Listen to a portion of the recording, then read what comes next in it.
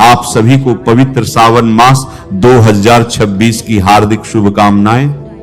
भगवान भोलेनाथ की असीम कृपा आप और आपके पूरे परिवार पर सदैव बनी रहे। हर वर्ष की तरह इस बार भी करोड़ों शिव भक्तों के मन में एक प्रश्न है, साल 2026 में सावन कब से कब तक रहेगा? क्या इस बार सावन 1 महीने का होगा या 28 दिनों का? सावन का पहला सोमवार कब पड़ेगा और सावन की समाप्ति किस दिन होगी? आज हम इन सभी प्रश्नों के उत्तर जानेंगे और साथ ही शास्त्रों में बताए गए एक अत्यंत महत्वपूर्ण विषय पर भी चर्चा करेंगे। श्रावण मास भगवान शिव को सबसे प्रिय महीनों में से एक माना गया है। मान्यता है कि इस पूरे मास में श्रद्धा पूर्वक किया गया जलाभिषेक, रुद्राभिषेक, महामृत्युंजय मंत्र का जप और जम नमः शिवाय का स्मरण विशेष फलदायी होता है। विशेष रूप से सावन सोमवार का व्रत और पूजा भगवान महादेव को प्रसन्न करने का अत्यंत शुभ अवसर माना जाता है। लेकिन क्या आप जानते हैं कि श्रद्धा होने के बावजूद यदि पूजा विधि में कुछ सामान्य भूलें हो जाएं तो उनका भी शास्त्रों में उल्लेख मिलता है। कई लोग अनजाने में ऐसी वस्तुएं शिवलिंग पर अर्पित कर देते हैं जिन्हें परंपरागत रूप से अर्पित न करने की सलाह दी जाती है। इसलिए सही जानकारी होना उतना ही आवश्यक है जितनी श्रद्धा होना। आज की इस विशेष प्रस्तुति में हम शास्त्रीय मान्यताओं के आधार पर जानेंगे कि शिवलिंग पर किन 5 वस्तुओं को भूलकर भी अर्पित नहीं करना चाहिए, किन वस्तुओं से भगवान शिव शीघ्र प्रसन्न होते हैं और किस विधि से शिवलिंग का अभिषेक करने पर पूजा अधिक फलदायी मानी जाती है। यदि आप स्वयं सावन का व्रत रखते हैं या आपके घर में माता, बहन, पत्नी अथवा परिवार का कोई सदस्य भगवान शिव की पूजा करता है तो इस जानकारी को अंत तक अवश्य सुनिए। संभव है कि इससे आपकी पूजा में होने वाली कोई अनजानी भूल सुधर जाए और आपकी आराधना शास्त्र सम्मत एवं अधिक सार्थक बन सके। तो आइए भगवान भोलेनाथ का स्मरण करते हुए पूर्ण श्रद्धा और भक्ति के साथ आज के इस पावन विषय की शुरुआत करते हैं। शिवलिंग पर चढ़ने और न चढ़ने योग्य वस्तुओं को लेकर शास्त्रों में और पुराणों में स्पष्ट नियम बताए गए हैं। शिवलिंग की पूजा करते समय इन नियमों का पालन करना बहुत जरूरी माना जाता है। कहा जाता है कि शास्त्रों में बताया गया है कि शिवलिंग पर ऐसी वस्तुएं होती हैं जिन्हें हमें बिल्कुल भी नहीं चढ़ाना चाहिए, क्योंकि इससे महादेव रुष्ट हो जाते हैं और आपका व्रत खंडित हो जाता है। तो भक्तों, आपको ऐसी गलती बिल्कुल भी नहीं करनी है। तो सबसे पहले हम ये जानेंगे कि 2026 में कितने सावन सोमवार पड़ रहे हैं और वह किस किस तारीख को पड़ रहे हैं, क्योंकि अक्सर सावन सोमवार में ही पूजा पाठ किया जाता है। और भक्तों, इस बार का सावन सोमवार बहुत ही शुभ और अच्छे संयोग में पड़ रहा है, इसीलिए सारी विधि और उपाय के बारे में चलिए जान लेते हैं। आपको बता दें, इस बार सावन का महीना 2026 में 30 जुलाई गुरुवार के दिन से शुरू होगा और सावन की समाप्ति 28 अगस्त के दिन होगी। सावन के आखिरी दिन शुक्रवार है। 28 अगस्त के दिन शुक्रवार को सावन समाप्त हो जाएंगे। इसी 28 अगस्त यानी शुक्रवार के दिन ही रक्षाबंधन का त्योहार भी मनाया जाएगा।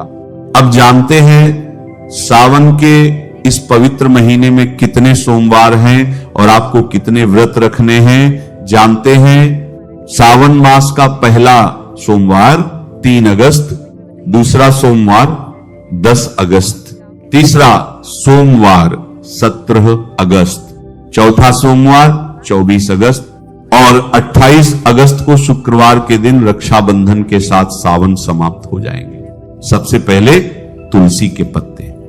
तुलसी के पत्ते हमें शिवलिंग पर भूलकर भी नहीं चढ़ाने चाहिए। चाहे शिव जी की पूजा पाठ क्यों ना चल रही हो, परंतु शिवलिंग पर भूलकर भी तुलसी के पत्ते अर्पित नहीं करने चाहिए। इससे शिव जी रुष्ट हो सकते हैं और आपको पाप लग सकता है। तो भक्तों, ध्यान रखें कि जो एकादशी होती है उस दिन तुलसी के पत्ते तोड़ना भी वर्जित माना जाता है। तो आपको तुलसी के पत्ते नहीं तोड़ने चाहिए और न ही शिवलिंग पर अर्पित करने चाहिए। खासकर सावन के महीने में तो बिल्कुल भी नहीं करना चाहिए। हिंदू शास्त्रों में ये काफी गलत माना जाता है। कहा जाता है कि तुलसी के पत्ते भगवान विष्णु को अर्पित किए जाते हैं, शिव जी को नहीं। अगर आप विष्णु भगवान को तुलसी के पत्ते अर्पित करते हैं तो माता लक्ष्मी प्रसन्न होती हैं। नंबर 2, केतकी के फूल। एक पौराणिक कथा के अनुसार शिव जी ने इस फूल को स्वीकार नहीं किया था। कहा जाता है कि महादेव को केतकी के फूल अर्पित नहीं करने चाहिए, इससे महादेव रुष्ट हो सकते हैं। हिंदू शास्त्रों में स्पष्ट है कि केतकी शिव जी को नहीं चढ़ानी चाहिए, खासकर सावन के महीने में तो बिल्कुल भी नहीं। भूलकर भी आपको केतकी के फूलों से दूर रहना है, क्योंकि यह महादेव को बिल्कुल भी पसंद नहीं है। नंबर 3, सिंदूर। यह देवी पूजा के लिए होता है। कहा जाता है कि सिंदूर आप भगवान शिव की पत्नी पार्वती को अर्पित कर सकते हैं, परंतु शिव जी को सिंदूर नहीं चढ़ाना चाहिए। कई महिलाएं एक गलती कर देती हैं कि सिंदूर से महादेव को तिलक कर देती हैं, परंतु उन्हें ऐसा नहीं करना चाहिए। कहा जाता है कि सिंदूर माता पार्वती के लिए है, यह सुहाग का प्रतीक है। तो आप माता पार्वती को सिंदूर अर्पित कर सकती हैं, परंतु महादेव को नहीं। शिवलिंग पर सिंदूर चढ़ाना निषेध माना गया है। नंबर 4, शंख से जल। शंख से जल भी शिव जी को नहीं चढ़ाना चाहिए। कहा जाता है कि शंख भगवान विष्णु का प्रतीक है और शंख से शिव जी को जल नहीं चढ़ाना चाहिए। शंख समुद्र से उत्पन्न है और शिव जी ने समुद्र मंथन के समय विष पिया था, इसीलिए इसे वर्जित माना जाता है। अगर कोई व्यक्ति शिव जी को शंख से जल चढ़ाता है तो उसे ऐसा नहीं करना चाहिए। हिंदू धर्म में यह कहा गया है कि शंकर जी को शंख से जल चढ़ाता है तो उसे ऐसा नहीं करना चाहिए। हिंदू धर्म में यह कहा गया है कि शंकर जी को शंख से जल नहीं चढ़ाना चाहिए। धार्मिक मान्यताओं के अनुसार भगवान शिव निराकार हैं और विश्व में पूर्ण हैं। उन्हें किसी पूजा की आवश्यकता नहीं है, लेकिन भगवान शिव अपने भक्तों के प्रेम को स्वीकार करते हैं। इस कारण अगर उनकी कृपा पाने के लिए शिवलिंग पर लोग जल चढ़ाते हैं तो आपको हमेशा इस बात का ध्यान रखना होगा कि सावन सोमवार में भगवान शिव को जल देते समय उसमें 2-4 बूंद गंगा जल जरूर मिला लें। ऐसा करने से न केवल आपकी पूजा संपन्न होती है, बल्कि भगवान शिव की कृपा तुरंत प्राप्त होती है। नंबर 5, टूटे हुए चावल। महादेव को टूटे हुए चावल भी नहीं चढ़ाने चाहिए। कहा जाता है कि सावन के महीने में टूटे हुए चावल अर्पित नहीं करने चाहिए, इससे महादेव रुष्ट हो सकते हैं। तो आप जब भी शिव जी की पूजा करें तो चावलों को अलग करके रखें और साबुत चावल ही शिव जी पर अर्पित करें। खंडित और टूटे हुए चावल अर्पित न करें, खासकर सोमवार के दिन तो बिल्कुल न करें। इसके अलावा बेलपत्र भी शिव जी को एकदम स्वच्छ और शुद्ध चढ़ाना चाहिए। कहीं से भी दोषयुक्त बेलपत्र अर्पित न करें और शिव जी को चावल बिना जल में भिगोए हुए सूखे अक्षत सूखे चावल नहीं चढ़ाने चाहिए। नंबर 6, शिवलिंग पर हल्दी भी नहीं चढ़ानी चाहिए। आइए जानते हैं क्यों। हिंदू धर्म में शिवलिंग पर हल्दी इसलिए नहीं चढ़ाई जाती क्योंकि हल्दी गर्म तासीर की होती है, जबकि महादेव को शीतल चीजें पसंद हैं जो उन्हें ठंडक दे। इसके अलावा भगवान शिव को विराट तपस्वी और वैरागी का प्रतीक माना जाता है और हल्दी शुद्धता, सौंदर्य और प्रजनन का प्रतीक है। शिवलिंग में स्वयं वैराग्य और संन्यास का प्रतिनिधित्व होता है, इसीलिए हल्दी, मेहंदी आदि अर्पित नहीं की जाती। हल्दी का संबंध परंपरागत रूप से स्त्रियों के विवाह और सौभाग्य से है, इसलिए भी शिवलिंग पर हल्दी नहीं चढ़ाई जाती। शिव जी को दूध, जल, बेलपत्र, भस्म आदि शीतल और सात्विक चीजें चढ़ाई जाती हैं। शिव जी को चंदन भी चढ़ाया जाता है जो ठंडक देता है और चंदन चढ़ाना काफी शुभ और फलकारी माना गया है। अब जानते हैं कि शिवलिंग पर कौन सी चीजें चढ़ाना चाहिए। हिंदू धर्म ग्रंथों के अनुसार शिवलिंग पर कुछ विशेष वस्तुएं चढ़ाने से विशेष फल की प्राप्ति होती है। सबसे पहले शिवलिंग पर एक लोटा जल आपको सावन के महीने में जरूर चढ़ाना चाहिए, क्योंकि भगवान शिव इतने भोले हैं कि एक लोटा जल से ही प्रसन्न हो जाते हैं। अगर कोई श्रद्धा से एक लोटा जल चढ़ा देता है तो भगवान प्रसन्न हो जाते हैं। जल शांत भाव से अर्पित करने से मन को शांति मिलती है। कच्चा दूध, भगवान शिव को कच्चा और शुद्ध ठंडा दूध बहुत प्रिय है और इससे सौभाग्य की प्राप्ति होती है। दही शिव जी को ठंडक प्रदान करता है और भक्तों को शांति देता है। शहद शिवलिंग पर जरूर चढ़ाना चाहिए। मिठास जीवन में भरने और मनोकामना पूर्ति के लिए शहद अर्पित किया जाता है। गंगा जल अत्यंत पवित्र माना जाता है, सभी अभिषेकों में विशेष रूप से उपयोगी है। सावन में थोड़ा सा गंगा जल मिलाकर जल चढ़ा सकते हैं। बेलपत्र शिव जी को सबसे प्रिय है। 3 पत्तियों वाला बेलपत्र चढ़ा सकते हैं, न हो तो 1 पत्ता वाला भी चढ़ा सकते हैं। धतूरा, अगर आप चाहते हैं कि सावन में शिव जी का सीधा आशीर्वाद मिले, व्रत सफल हो, तो धतूरा अवश्य चढ़ाएं। शास्त्रों, वेद पुराणों और शिव पुराण में स्पष्ट लिखा है कि सावन सोमवार में धतूरा चढ़ाना कल्याणकारी और फलकारी होता है। भस्म शिव जी का प्रमुख श्रृंगार है। भस्म विभूति मोक्ष और वैराग्य का प्रतीक है। सावन में भस्म जरूर चढ़ाएं। सफेद फूल जैसे चमेली, कुंद, बेला आदि, शिव जी को सफेद रंग के फूल अधिक प्रिय हैं। सावन में सफेद फूल अर्पित करें।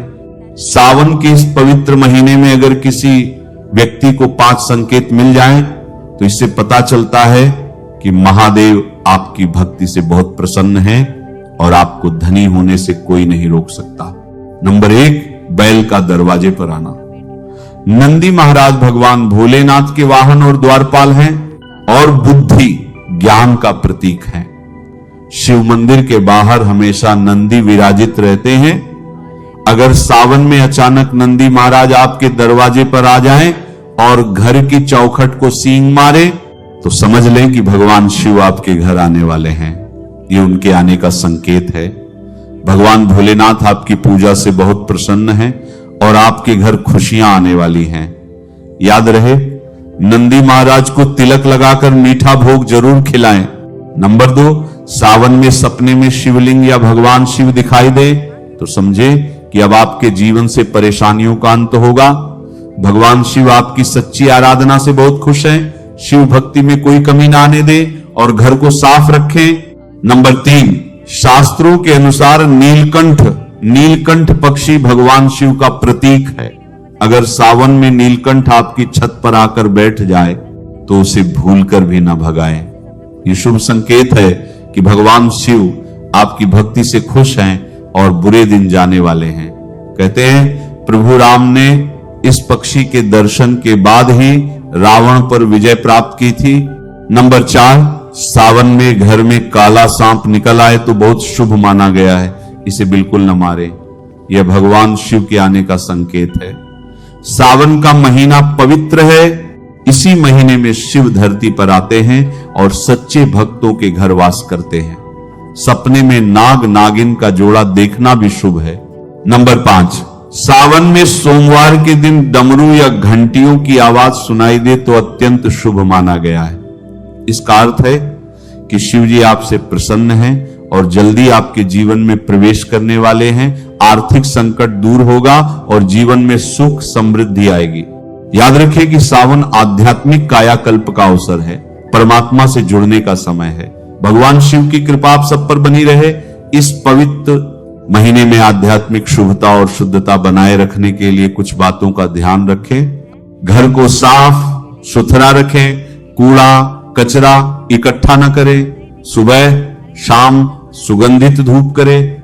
ओम नमः शिवाय का कम से कम 1 माला या 11 माला का जाप सच्चे दिल से करें। पूरे महीने शुद्ध सात्विक भोजन करें। मांस, मछली, अंडा, लहसुन, प्याज, मदिरा आदि का परहेज करें। व्रत के दिन फलाहार करें। न हो तो एक समय सात्विक भोजन करें। भोजन देसी घी या सरसों के तेल में बनाएं। तामसिक भोजन आध्यात्मिक विकास में बाधा डालता है और संतुलन बिगाड़ता है। व्रत अधूरा न छोड़ें। अगर 4 सोमवार नहीं कर सकते तो 2 का या जितने कर सकते हैं उतने का संकल्प लें। बिना संकल्प के भी श्रद्धा से कर सकते हैं। किसी का दिल न दुखाएं। नकारात्मक विचारों, क्रोध, हानि की भावना से बचें। किसी पर बुरी नजर न डालें। पराई स्त्री पुरुष से अनुचित संपर्क न बनाए, यौन पवित्रता बनाए रखें, माया जाल में न फंसे, जीवन साथी के साथ मर्यादापूर्ण व्यवहार करें, झगड़े गुस्से खराब व्यवहार से बचें, दूसरों की नकारात्मक ऊर्जा से बचे, पंचायतों में न पड़े, झूठ का सहारा न ले। भोलेनाथ की कृपा आप और आपके पूरे परिवार पर सदैव बनी रहे। बोलिए हर हर महादेव। ओम नमः शिवाय। जय भोलेनाथ। नमः शिवाय। श्री महालक्ष्मी नमो भगवते वासुदेवाय। जय मां सरस्वती। जय श्री कृष्ण। राधे राधे।